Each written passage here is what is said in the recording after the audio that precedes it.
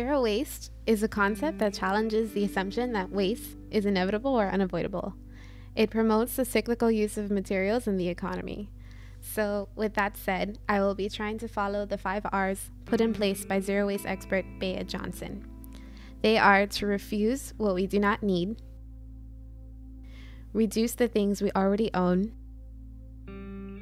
reuse the things we do consume, recycle before considering throwing something away, and rot or compost to complete the cycle and return waste back to the environment.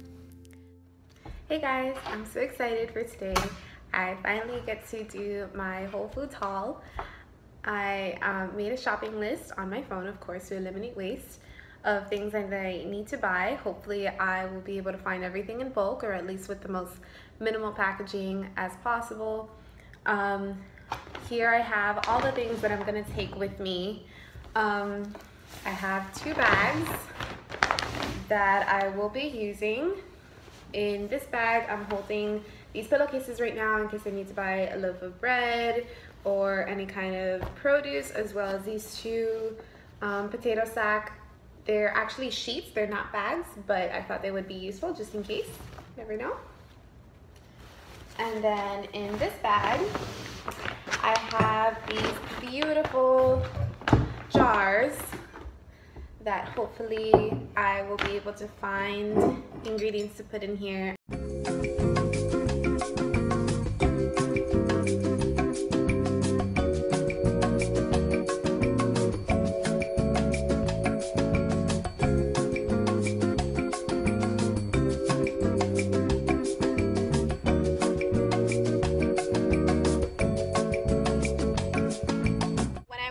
They told me that they could be fined for charging me the food and the produce that I bought in my own containers.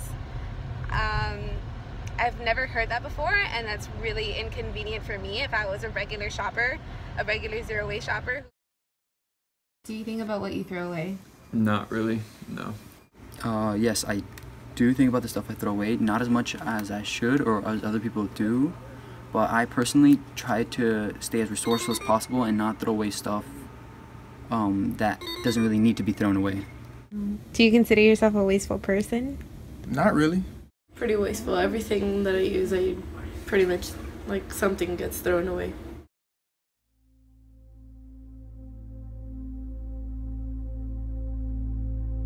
The Flutopia fight comes to a major mess after everything that was left behind. City officials say thousands of people attended this party. But the problem is that no one cleaned up after themselves, and now they're working to make this annual event the last one. Scores of trash lining the sand, an obvious environmental hazard along the shore, all from an event called Flutopia. It's safe to say many residents are fuming over the aftermath that drew tens of thousands to South Beach carrying their own flotation devices like inner tubes, only to leave it all behind, along with a trail of beer cans and bottles. I know at least one of the organizers has now said that she doesn't want to ever do this again.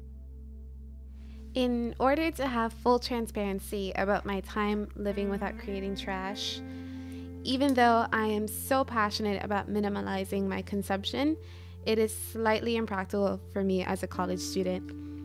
Whole Foods is notorious for being too pricey, so to continue living a zero waste lifestyle, I would probably have to budget my money better. I don't think that says anything about the lifestyle, but more about how supermarkets are definitely not bulk friendly. I was also never able to get in contact with someone from the Office of Sustainability for an interview. So I think that comments on the bureaucracy in places such as the university instead of the office itself.